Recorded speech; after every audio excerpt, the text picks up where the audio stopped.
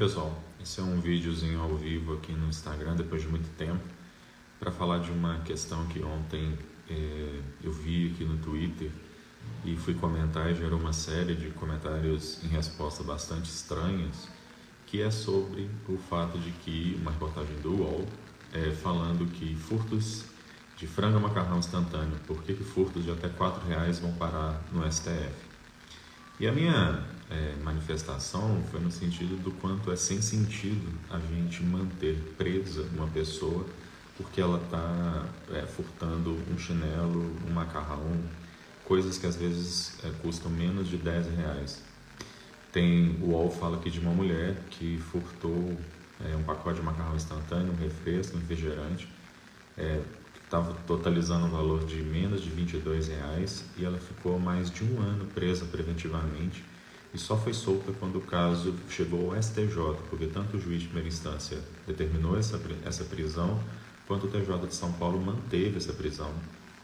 E aí a grande discussão que o UOL traz um dado que para mim é absolutamente assustador, diz que no STJ de 2013 a 2023, ou seja, nesses últimos 10 anos, houve mais de 7.700 decisões de turmas do STJ para falar exatamente isso, que furto de pequeno valor deve aplicar o princípio da insignificância e que, além dessas 7.700 decisões colegiadas, houve ou quase 63.000 decisões monocráticas, decisões de somente um dos ministros do STJ falando exatamente a mesma coisa.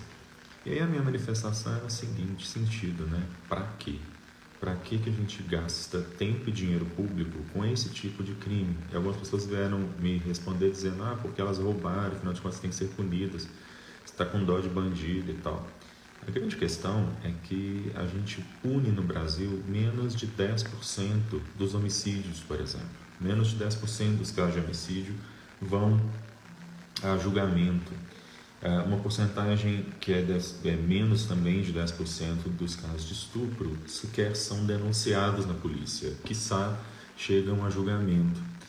Porque nós estamos gastando muito tempo público, de funcionários públicos, de uma estrutura pública e principalmente dinheiro público com coisas que não têm a menor importância do ponto de vista de gerar, paz social, ordem pública ou qualquer outra expressão que você quiser usar. Afinal de contas, o dia em que a gente conseguir colocar na cadeia, se é esse o grande objetivo para gerar segurança pública, pelo menos 80% dos casos de homicídio, pelo menos 70% dos casos de estupro, por exemplo, eu até acho que a gente pode começar a se dar o luxo de começar a punir pessoas que furtam chiclete. Mas enquanto a gente está gastando mais de R$ 100.000 no processo por causa de alguém que furtou um chiclete, isso não faz o menor sentido. Qual o sentido, afinal de contas, de eu manter presa uma pessoa e esse processo tem um custo, existe um custo para o inquérito, existe um custo do processo, existe um custo de manutenção dessa pessoa na cadeia. Em um caso desses, quando eu estou dizendo R$ 100.000, não é um exagero dizer que um processo desses e a manutenção de uma pessoa dessas na cadeia vai custar pelo menos R$ 100.000 para o Estado. E a nossa legislação ela é tão maluca que mesmo que essa mulher, por exemplo, que furtou um macarrão instantâneo, um miojo, mesmo que ela devolvesse esse valor, mesmo que ela devolvesse o produto intacto, ainda assim a ação penal continuaria. Diferente, por exemplo, do que a legislação fala sobre sonegação de impostos, sonegação de tributos. Então, se uma pessoa bilionária sonega bilhões, milhões em tributos, e ela é processada criminalmente por isso, e durante a ação penal ela paga esse valor, a ação penal é automaticamente extinta.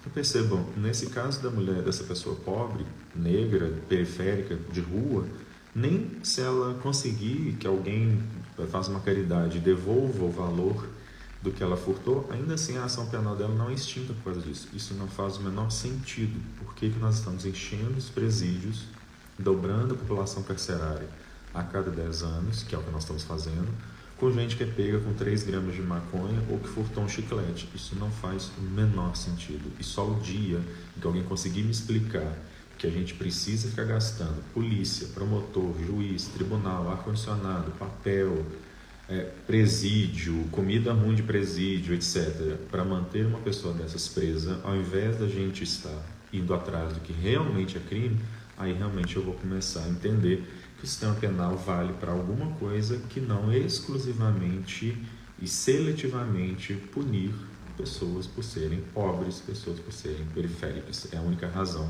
para a qual o sistema penal como brasileiro existe.